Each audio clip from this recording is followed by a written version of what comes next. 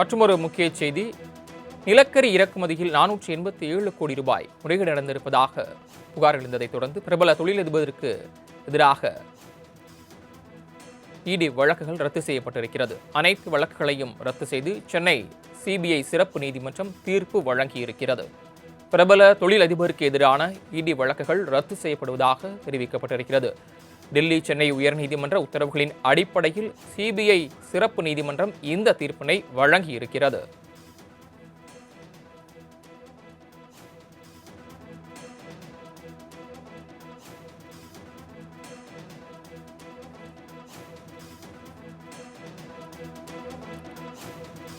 பிரபல தொழில் அதிபர் அகமது புகாரி நிறுவனத்திற்கு எதிராக அமலாக்கத்துறை தொடர்ந்த அனைத்து வழக்குகளும் ரத்து செய்யப்படுவதாக தீர்ப்பு வழங்கப்பட்டிருக்கிறது.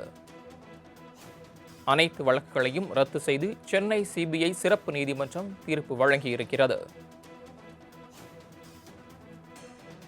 டெல்லி, சென்னை உயர்நீதிமன்ற உத்தரவுகளின் அடிப்படையில் சிபிஐ சிறப்பு நீதிமன்றம் இந்த தீர்ப்பினை வழங்கியிருக்கிறது.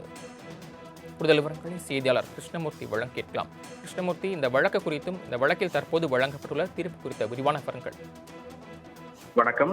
கடந்த 2011 முதல் 12 மற்றும் 2014-15 ஆகிய ஆண்டுகளுக்கு இடையே இந்தோனேஷியாவில் இருந்து தரம் குறைந்த நிலக்கரியை இறக்குமதி செய்ததன் மூலமாக அரசுக்கு 487 கோடி ரூபாய் இழப்பு ஏற்படுத்தியதாக கோஸ்டல் எனர்ஜி என்ற தனியார் நிறுவனத்தின் இயக்குநரான அகமது ஏஆர் புகாரி என்ற நிறுவனம் கோஸ்டல் எனர்ஜி துபாயில் உள்ள நிலக்கரி மற்றும் எண்ணெய் நிறுவனங்கள், மொரிஷியஸில் உள்ள முத்தியாரா எனர்ஜி ஹோல்டிங்ஸ் உள்ளிட்ட நிறுவனங்களுக்கு எதிராக கடந்த 2018ஆம் ஆண்டு சிபிஐ வழக்கு பதிவு செய்திருந்தது. இந்த மோசடி பணத்தை வெளிநாடுகளுக்கு சட்டவிரோதமாக பண பரிமாற்றம் செய்ததாக இந்த குற்றத்திற்காக மத்திய அமலாக்கத்துறையினரால் மார்ச் 2022 அவர் கைது செய்யப்பட்டார். தொடர்ந்து சிபிஐ பதிவு செய்த இந்த வழக்கின் அடிப்படையில் சட்டவிரோத பண பரிமாற்ற தடை சட்டத்தின் கீழ் வழக்கு பதிவு செய்த அமலாக்கத்துறை சென்னை சிபிஐ சிறப்பு நீதிமன்றத்தில் அதற்கு எதிரான குற்றப்பத்திரிகையும் தாக்கல் செய்திருந்தது. இந்நிலையில் அகமது புகாரிக்கு எதிராக சிபிஐ பதிவு செய்திருந்த வழக்கில் தரமற்ற நிலக்கரி இறக்குமதி செய்ததற்கான எந்த ஒரு ஆதாரங்களும் இல்லை, எந்த ஒரு முடிவுக்கும் வர முடியவில்லை என சிபிஐ தாக்கல் செய்த அறிக்கையின் அடிப்படையில் டெல்லி உயர்நீதிமன்றம் கடந்த 2025ஆம் ஆண்டு தொழிலதிபர் புகாரிக்கு எதிராக வழக்கை ரத்து செய்து உத்தரவிட்டிருந்தது.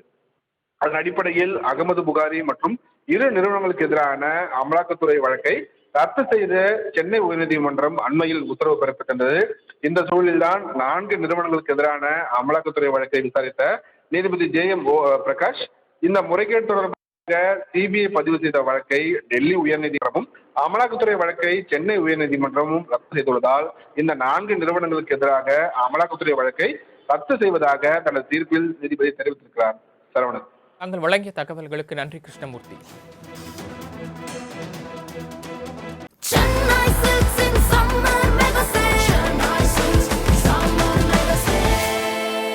The Chennai Silks in Mega Summer Sale.